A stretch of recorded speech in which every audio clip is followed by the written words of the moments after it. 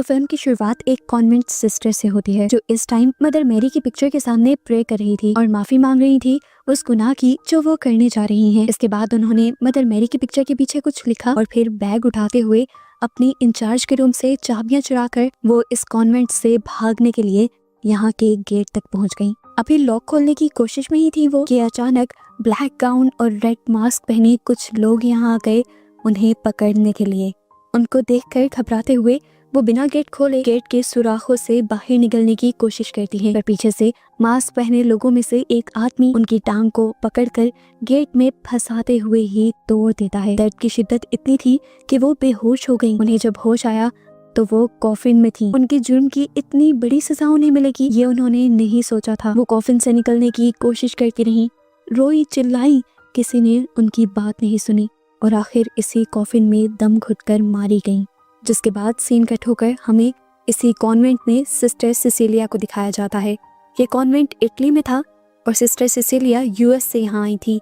Sister Sicilia से जब इतनी दूर से यहाँ आने के बारे में सवाल किया जाता है तो वो जवाब देती हैं कि बचपन में मेरे साथ एक बहुत ही अजीब इंसिडेंट हुआ था। मैं लेक में गिरकर मारी गई थी। 7 मिनट तक मेरा दिल बंद रहा। डॉक्टर्स ने मुझे डेड डिक्लेयर भी कर दिया था, पर 7 मिनट बाद मुझे दोबारा जिंदगी मिल गई। मेरा दिल चलने लगा और ये किसी मिरेकल से कम नहीं था। मुझे लगा कि गॉड ने मुझे किसी स्पेशल मकसद के लिए जिंदगी दी है और अपने उसी मकसद को ढूंढने के लिए मैं यहाँ आई हूँ। मदर सुपीरियर भी सिस्टर सिसिलिया के यहाँ आने से काफी खुश नजर आ रही थी। हालांकि वो बहुत कम ही सिस्टर सिसिलिया की बात समझ पा रही थी क्योंकि सिस्टर सिसिलिया इंग्लिश बोलती थी और यहाँ पर सबको इटालियन आती थी। मदर सुपीरियर की असिस्टेंट सिस्टर इजाबेल को सिस्टर सिसिलिया की सारी बातें समझ आ रही थी क्योंकि उन्हें इंग्लिश आती थी, पर वो यहाँ कुछ भी बोलती नहीं क्योंकि उन्हें सिस्टर सिसिलिया का यहाँ आना पसंद नहीं आया। सिस्टर सिसिलिया को अब इस कॉन्वेंट का टूर दिया जाता है और उन्हें बताया जाता है कि ये कॉन्वेंट स्पेशल उन सिस्टर्स के लिए है जो अपनी जिम्मेदारियां पूरी करते करते बूढ़ी हो जाती हैं। यहाँ पर उनका ख्याल रखा जाता है तब तक जब तक वो मरती नहीं। सिस्टर बताती हैं कि हम सारी young sisters in old sisters का यहाँ ध्यान रखने के लिए हैं। ये लोग बातें करते करते आगे जा ही रहे थे कि एक ओल्ड नन यहाँ आ गई और सिस्टर सिसिलिया से पूछने लगी, क्या तुमने मेरे डैड को देखा है? असल में ये सिस्टर मेंटली अनस्टेबल थी। सिस्टर इजाबेल उसको बहलाते हुए यहाँ से ले जाती है और इस तरह सिसिलिया को भी यहाँ पर अपना काम समझ आ जाता है। इसके बाद सिस्टर इजाबेल आकर सिस्टर सिसिलिया को उसके रूम में ले जाती हैं और कहती हैं कि आज रात को तुम्हें वाउस लेने की जरूरत नहीं है, एक रात यहाँ पर रुक कर देख लो, अगर जाना चाहो तो चले जाना, गॉड भी तुम्हें माफ कर देंगे। सिस्टर सिसिलिया को उसकी बातें बिल्कुल नहीं समझ आई थी। वो इन बातों को इग्नोर कर देती है और रात होते ही वाउस भी ले लेती है। यहीं पर अब सिस्टर सिसिलिया फादर सेल से भी मिली थी जिन्होंने ही सिस्टर सिसिलिया को यहाँ आने का इन्विटेशन दिया था।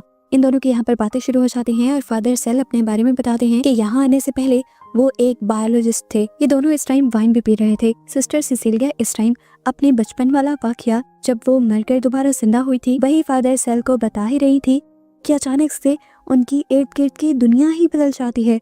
वो उस जगह पर पहुंच जाती है जहाँ पर अभी अभी उन्होंने वाउस लिए थे और वहाँ कोई इंसान अजीब तरीके से जमीन पर लेटकर प्रेयर्स कर रहा था और उसने फेस पर रेड कलर का मास्क लगाया हुआ था। सिसिलिया ने जब उसे लेटने की वजह पूछी तो उसने पता नहीं क्या बताई क्योंकि वो किसी और लैंग्वेज में बात कर रही थी। बस सिसिलिया यही समझ पाई कि ये मास्क वाला इंसान एक औरत है। वो घबराकर यहाँ से जाने ही वाली थी कि इतने में सिस्टर सिसिलिया के पास मदर सुपीरियर आ गई। वो उसे वो होली नेल दिखाती हैं जिससे जीसस को क्रूसीफाई किया गया था। इस नेल को देखकर सिसिलिया इतनी हैरान थी कि वो बेहोश भी हो गई। इसके बाद सिसिलिया ने अपने आप को सीनियर फादर के सामने पाया और उस टाइम सिसिलिया कन्फेस कर रही थी कि रात में उसने बहुत ज्यादा ही वाइन पी ली थी जिसकी वजह से उसे मदर सुपीरियर के सामने शर्मिंदा भी होना पड़ा है। अभी उसने ये बात कही थी कि एकदम से पीछे की दीवार चीरते हुए कुछ हाथ आकर उसे खींचकर यहाँ से ले जाते हैं, जिसके बाद वो अपने आप को एक अजीब कमरे में लेटा हुआ पाती है और अपने सामने उन्हीं औरतों को देखती है जो बड़े बड़े ब्लैक गाउन और रेड कलर के मास्क लगाए हुए होती हैं। ये लोग सिसिलिया की बॉडी पर अजीब तरह से हाथ लगा रही थी और इतने में ही डर कर सिसिलिया की आंख भी खुल गई। यहाँ पर सिस्टर सिसिलिया को ये बात पता चलती है कि अपने वाउस के बाद वो बेहोश हो गई थी और उसे अब होश आ रहा था। इस टाइम उसके पास कोई भी नहीं था, लेकिन अचानक ही उसे अंधेरे में खड़ा हुआ कोई इंसान नजर आया। उसने लाइट जलाई तो वो वहाँ से गायब भी हो गया, इसीलिए सिसिलिया ने उसे इग्नोर कर दिया। फिर अगले दिन से सिसिलिया अपने रूटीन के काम शुरू कर देती है, एल्डर्स की खिदमत करना शुरू कर देती है। उसे यहाँ के काम सिखाए भी जाते हैं, वो सारे काम जल्दी से सीख लेती है, लेकिन वो चिकन्स को काटना नहीं सीख पाती। दिन ऐसे ही गुजरते रहते हैं और एक दिन उसके सामने एक एल्डर सिस्टर की मौत हो जाती है। उनको देखकर कोई भी इतना दुखी नहीं था जितना सिसिलिया थी, क्योंकि सिसिलिया के सामने ये पहली मर्तबा हो रहा था और बाकी लोगों के लिए ये रूटीन का काम बन गया था। सिसिलिया भी अपने आप को नॉर्मल करने की कोशिश करती है और इस दौरान कई मर्तबा उसका सामना सिस्टर इजाबेल से होता है, जो उसे बस नफरत से ही देखती है और इस चीज का मतलब सिस्टर सिसिलिया को बिल्कुल समझ नहीं आता। सिसिलिया रात में अपने कमरे में सो ही रही होती है कि उसके पास एल्डर सिस्टर आ जाती है, जो एकदम से उसके बाल पकड़कर काट लेती है। इस सब की वजह से सिसिलिया जब जागती है तो एल्डर सिस्टर उससे कहती है कि हम सब तुमसे बहुत प्यार करते हैं। सिसिलिया को लगा कि जरूर उस एल्डर सिस्टर की तबीयत खराब होगी, इसीलिए वो एल्डर सिस्टर को जाकर उसके बेड पर लिटा देती है और नोटिस करती है एक बहुत ही अजीब चीज कि उसके दोनों पाँव पर क्रूसीफिक्स के निशान थे। ऐसे निशान जैसे किसी ने क्रूसीफिक्स को गर्म कर उनके पाँव पर लगाया हो। रूटीन के काम ऐसे ही चलते रहते हैं और एक दिन सिसिलिया की तबीयत बिगड़ जाती है, उसे वॉमिटिंग होने लग जाती है और फौरन ही डॉक्टर को बुलाया जाता है।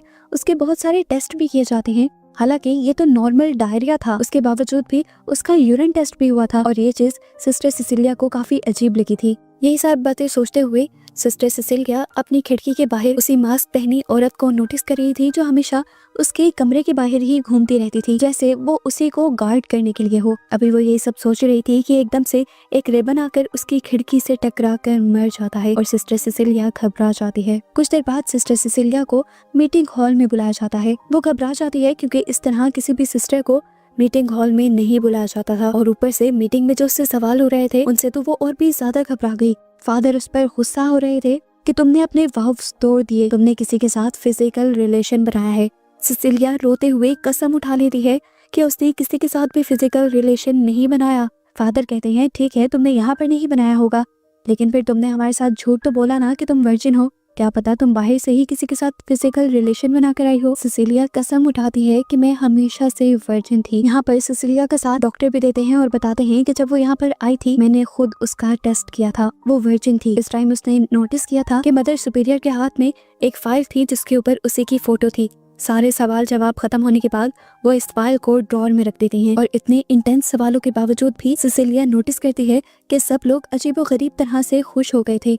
सिसिलिया पूछती है आखिर हुआ क्या है। सिसिलिया को कुछ बताया नहीं जाता, बल्कि उसका अल्ट्रासाउंड करके उसे दिखाया जाता है कि वो इस टाइम प्रेग्नेंट है, बिल्कुल मदर मैरी की तरह, बगैर किसी के साथ फिजिकल रिलेशन बनाए। सब लोगों का मानना था कि सिसिलिया अब एक होली चाइल्ड को जन्म देने वाली है। सिस्टर सिसिलिया बहुत ज्यादा कंफ्यूज हो जाती हैं और फादर सेल से पूछती हैं कि आखिर मैं ही क्यों। फादर सेल कहते हैं शायद इसीलिए कि तुम्हें गॉड ने चुना है, तुम खुद ही तो कहती हो कि गॉड ने तुम्हें बचा लिया था, क्या पता गॉड का बड़ा मकसद यही हो। उनकी बातों ने सिसिलिया को चुप तो करवा दिया था, लेकिन सिसिलिया को तसल्ली नहीं हुई थी। खैर सिसिलिया को अब इस कॉन्वेंट में किसी मलका जैसा रुतबा दे दिया जाता है। नन्स के कपड़े उतार कर उसे बहुत ही खूबसूरत गाउन्स पहनाए जाते हैं और बाकी सारी नन्स उसके सामने खड़ी होकर प्रे करती हैं। सिसिलिया ने नोटिस किया था कि सब प्रे कर रही थी सिवाय दो सिस्टर्स के, सिस्टर ग्वेन के और सिस्टर इजाबेल के। सिस्टर ग्वेन का तो उसे पता था कि उसे गॉड में बिल्कुल बिलीव नहीं है, वो सिर्फ अपने हालात को ठीक करने के लिए इस चर्च में आई है। जबकि इजाबेल उससे क्यों नाराज थी, ये बात उसे काफी कंफ्यूज कर रही थी। खैर वक्त गुजरता है और ऐसे ही तकरीबन 6 माह गुजर जाते हैं। 6 माह गुजरने के बावजूद भी सिसिलिया की तबीयत में कोई भी सुधार नहीं आता। वो मसले जो आमतौर पर प्रेगनेंसी के स्टार्ट में लड़कियों को आते हैं, वो अभी तक सिसिलिया को आ रहे थे।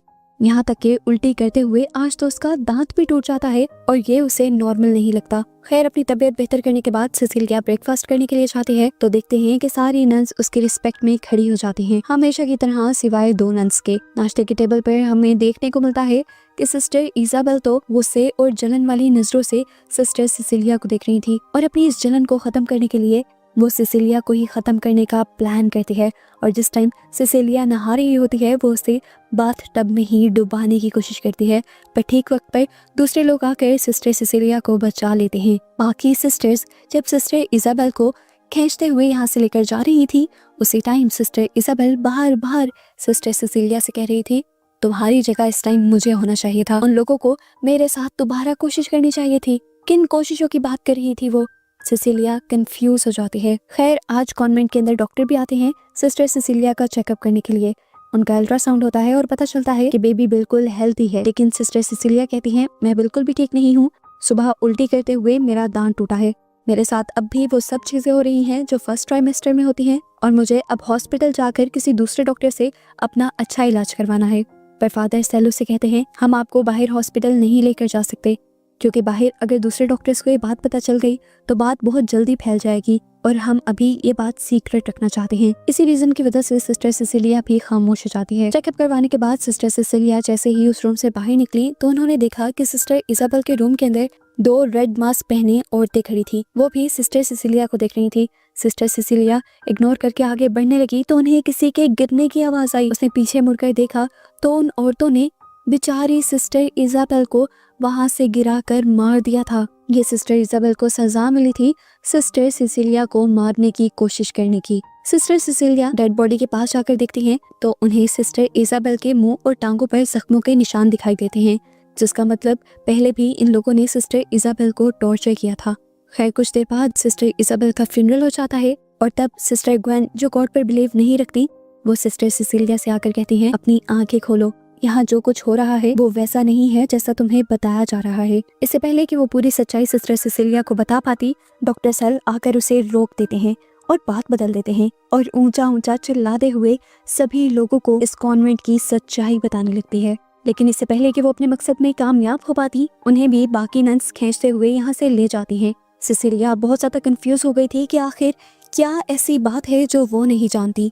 इसी सोचों के दौरान उसके रूम में लगी मदर मैरी की फोटो टूटकर गिर जाती है। उसने नोट किया कि इस पिक्चर के पीछे कुछ लिखा हुआ था और ये शुरू में जो सिस्टर दिखाई गई थी वही लिख कर गई थी। ये बाइबल की वर्स थी। इस वर्स को पढ़ते हुए सिस्टर सिसिलिया को ये बात कंफर्म हो गई कि यहाँ पर कुछ गलत चल रहा है। सिसिलिया ने वर्स पढ़ते हुए ये अंदाजा लगा लिया था कि जो उसके पेट में बच्चा है जिसे वो ब्लेसिंग समझ रही है वो एक कर्स भी हो सकता है। अपने सवालों के जवाब जानने के लिए वो चली जाती है अब सिस्टर ग्विन के कमरे में, लेकिन सिस्टर ग्विन यहाँ थी ही नहीं। हम जानते हैं कि पहले वाली सभी सिस्टर्स की तरह उन्हें भी यहाँ पर मार दिया जाएगा। इसी टाइम पर सिसिलिया को याद आती है कि जब उसे प्रेग्नेंट होने की न्यूज़ मिली थी तब मदर सुपीरियर के पास उसकी तस्वीर वाली एक फाइल थी। ऑफिस में जाकर वो फाइल निकाल लेती है और देखकर शॉक हो जाती है कि इस तस्वीर में उसके बारे में छोटी से छोटी इन्फॉर्मेशन थी। उसके मरकर जिंदा होने से लेकर वो किस स्कूल में पढ़ी, किस कॉलेज में पढ़ी, किस टाइम घर से आती जाती थी, हर चीज़ की इन्फॉर्मेशन थी। और ये लोग पहले से ही जानते थे कि सिसिलिया वर्जिन है और इन्होंने ही प्लान के तहत फादर सेल के जरिए सिसिलिया को यहाँ इस कॉन्वेंट में बुलाया था। अभी सिसिलिया इन सब चीज़ों को जान ही रही थी कि उसे एक दरवाजे के पीछे से अजीब आवाज़ें आई। दरवाजे की आई होल से उसने देखा कि अंदर सिस्टर ग्विन को बांधा गया था और रेड मास्क पहने वही नन्स या कह लें यहाँ की सिक्योरिटी गार्ड्स ग्वेन को टॉर्चर कर रही थी और वो एक टूल से ग्वेन की जुबान पकड़कर बेदर्दी से खींच देती हैं। इससे पहले कि ये सब देखकर सिसिलिया की चीख निकल जाती, पीछे से कोई आकर सिसिलिया का मुंह पकड़ लेता है। ये वही एल्डर सिस्टर थी जो अक्सर सिसिलिया के रूम में आया करती थी।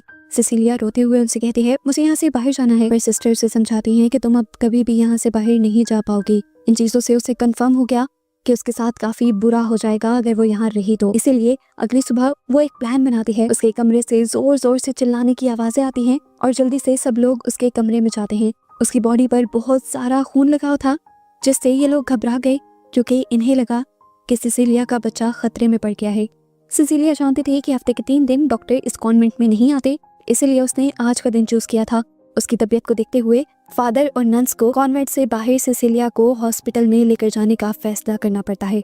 उसके यहाँ से जाने के बाद मदर सुपीरियर उसके बेड पे पड़े खून को चूमने लग जाती हैं और उन्हें खून में से कुछ जानी पहचानी सी स्मेल आती है। इसलिए वो बेड के नीचे देखती हैं तो वहाँ पर एक मरा हुआ चिकन था और वो समझ गई कि ये खून चिकन का ही है और सिसिलिया ने ये सारा ड्रामा यहाँ से भागने के लिए किया है। इसीलिए फौरन वो फादर सेल को कॉल करके ये सब बता देती हैं। सिसिलिया जो ये बात नहीं जानती थी वो मौके की तलाश में थी कि किस तरह वो इस कार से निकल कर भाग जाए। मौका मिलते ही कार का दरवाजा खोलकर वो यहाँ से भाग भी गई, लेकिन कितना भी भाग लेती दूर दूर तक खेत थे, कोई छुपने की जगह नहीं थी। इसीलिए जल्द ही फादर सेल अपने साथी के साथ उसे पकड़ लेते हैं और उसे कॉन्वेंट में वापस लाकर नहलाया जाता है। फादर सेल अब उसे सच्चाई बताने की कोशिश करते हैं ताकि सिसिलिया यहाँ से भागने का इरादा छोड़ दे। वो बताते हैं कि मैं कॉन्वेंट में आने से पहले एक बायोलॉजिस्ट था। इस कॉन्वेंट में जब मैं आया तो मुझे यहाँ पर होली नेल मिला। इस होली नेल के ऊपर जीसस का खून और उनकी बॉडी के बहुत सारे टिश्यूज थे, जिससे हमें जीसस का डीएनए मिल गया। वो बताता है इसे डीएनए का इस्तेमाल करते हुए मैंने जीसस क्राइस्ट का एक और बेटा बनाने की कोशिश की। ये बताते हुए वो सिसिलिया को अपनी लैब में ले गया था जहाँ पर बहुत सारे छोटे छोटे फीटस रखे हुए थे। वो बताता है कि ये सारे वो फीटस हैं जो सरवाइव नहीं कर पाए। वो बताता है 20 साल तक ये एक्सपेरिमेंट फेल होता रहा और तुम पर ये एक्सपेरिमेंट कामयाब हो गया। सिसिलिया समझ गई थी कि ये कोई मिरेकल नहीं था और ना ही गॉड ने उनको चूज किया था, ये इनका प्लान था और इन्होंने ही हमेशा से सिसिलिया पर नजर रखी हुई थी। उस रात बॉब्स लेते ही सिसिलिया ने जो होश खोए थे वो समझ गई थी कि उस दिन उसे जानबूझकर उसकी वाइन में कुछ मिलाकर बेहोश किया गया था और उसी टाइम पर यह एक्सपेरिमेंट उसके साथ परफॉर्म किया गया होगा। अब क्योंकि सिसिलिया ने भी यहाँ से भागने की गलती की थी तो सिसिलिया को भी सजा देना तो बनती थी, लेकिन जैसे पहले कॉन्वेंट में सभी को सजा देकर मार दिया जाता था, सिसिलिया को मारा नहीं जाएगा क्योंकि उसकी बॉडी के अंदर उनके मुताबिक होली चाइल्ड है। वो अब क्रूसीफिक्स को गर्म करके सिसिलिया के पाँव के ऊपर लगा देते हैं और सिसिलिया को याद आता है कि उसने एक एल्डर सिस्टर के पाँव पर भी यही क्रूसीफिक्स देखा था। इसका मतलब कि जरूर उसने भी अपनी प्रेगनेंसी के दौरान यहाँ से भागने की कोशिश की थी। चेन से चेन मिलाते हुए सिसिलिया ये भी समझ आती है कि यहाँ पर जितने भी एल्डर नन्स हैं उनको यहाँ उनकी खिदमत करने के लिए नहीं लाया जाता, बल्कि उनको लाया गया था पहले यहाँ पर अपना मकसद पूरा करने के लिए और फिर यहीं रख लिया गया। ये कॉन्वेंट एक जेल था, इससे बाहर जाने की कभी किसी को इजाजत ही नहीं मिली। सिसिलिया समझ जाती है कि वो भी अब कभी इस कॉन्वेंट से भाग नहीं पाएगी, इसीलिए वो चुपचाप इसी कॉन्वेंट में रहने लग जाती है और ऐसे ही दिन गुजरते रहते हैं और 9 माह बाद का वक्त भी आ जाता है। सिसिलिया के साथ और भी बहुत कुछ अजीब होने लगा था। उसकी बॉडी सड़ने लगी थी, कभी नाखून सड़कर उतर जाते थे तो कभी उसके बाल उतर जाते थे, स्किन भी उसकी पूरी तरह खराब हो गई थी। वो अब सीनियर फादर के पास जाती है और कहती है कि मेरे साथ जो चीजें हो रही हैं इसका मतलब मेरे अंदर होली चाइल्ड नहीं है और तुम लोग जो सब कुछ कर रहे हो ऐसा गॉड बिल्कुल नहीं चाहते। तब फादर जवाब देते हैं कि अगर गॉड ये चाहते ना तो ये होने क्यों देते। सिसिलिया समझ गई थी कि ये लोग उसकी बात नहीं मानेंगे, इसलिए एक मर्तबा दोबारा उसने अपने प्लान को अंजाम देने का यानी यहाँ से भागने का सोचा। मदर सुपीरियर जब उसका अल्ट्रासाउंड कर रही थी तभी उसने मदर सुपीरियर को अपने हाथ में पकड़े हुए क्रॉस से मार डाला। वो जब यहाँ से भागने लगी तो तभी उसे बहुत ज्यादा दर्द होने लगा और वो समझ गई थी कि यही टाइम है जब वो इस बच्चे को जन्म देगी। सिसिलिया यहाँ से भागने ही वाली थी कि पीछे से सीनियर फादर आ गए जिसने उसे उसी के गले में पहनी हुई चेन से गला घोट कर मार दिया। डॉक्टर ये सब कुछ देखकर यहाँ से भाग जाते हैं और सिसिलिया अब उस लैब में आती है। जाने से पहले वो इस लैब को तबाह करना चाहती थी। उसने पूरी लैब में एथेनॉल छिड़क भी दिया था, लेकिन उससे पहले ही फादर सेल आ गए और उसे रोकने लगे। लेकिन सिसिलिया उसकी बात को समझने के बजाय उसे को धोखा देते हुए कमरे के अंदर की तरफ फेंक कर इस दरवाजे को अच्छी तरह बाहर से लॉक कर देती है और कमरे के अंदर लाइटर फेंक कर आग लगा देती है। उसे लगा कि फादर सेल भी अब मर गए होंगे तो वो आराम से अब यहाँ से भाग सकती थी, लेकिन तभी फादर सेल तो अपने आप को बचाते हुए उस कमरे से बाहर निकल आए और सिसिलिया का पीछा करने लगे। भागते हुए सिसिलिया एक अजीब सी जगह में चली गई। ये गार टाइप कोई जगह थी। अंदर जाकर उसने देखा तो उसे यहाँ पर सिस्टर ग्वेन की लाश मिली जो पहले ही उसे यहाँ से भगाना चाहती थी। सिसिलिया उसे देखकर टूट गई, लेकिन इस टाइम दुख करने का वक्त नहीं था, उसे बस यहाँ से भागना था। सामने एक विंडो थी जहाँ से वो भागने की कोशिश कर ही रही थी, पर पीछे से फादर सेल आ गए। फादर सेल उसे खींचकर नीचे लिटा देता है और अपने हाथ में पकड़े हुए चाकू से उसका पेट काटते हुए उसका ऑपरेशन करने लगता है ताकि वो होली चाइल्ड को हासिल कर सके। पर सिसिलिया उसे अपने इरादे में कामयाब होने नहीं देती और अपने हाथ में पकड़ा हुआ होली नेल उसके गले में स्टैब करते हुए उसकी जान ले लेती है और फिर फाइनली इस कॉन्वेंट से बाहर आ जाती है। उसकी हालत अब खुद भी बहुत ज़्यादा ख़राब हो चुकी थी। दर्द में तड़पते हुए उसने एक बच्चे को जन्म दिया। अपने दांतों से ही उसने अपनी एम्ब्रिकल कॉर्ड काटी थी और अब वक्त था अपने बच्चे को देखने का। उसका बच्चा भयानक दिख रहा था और आवाज़ें भी किसी डीमन जैसी निकाल रहा था। वो समझ गई थी कि ये बच्चा ब्लेसिंग नहीं है बल्कि एक कर्स है। बाइबल की उस वर्स के मुताबिक ये बच्चा अगर जिंदा रहता तो एंटी क्राइस्ट बन जाता और दुनिया में तबाही ही लेकर आता। इसीलिए सिसिलिया ने अपनी ममता को अंदर दबाया और एक बड़ा सा पत्थर उठाते हुए इस बच्चे को क्रश करके मार दिया। ऐसे उसने दुनिया में एक एंटी क्राइस्ट को आने से बचा लिया था और गॉड का स्पेशल मकसद भी पूरा कर दिया था। वो रोती हुई अब यहाँ से भाग जाती है और ऐसे ही ये कहानी यहाँ खत्म हो जाती है।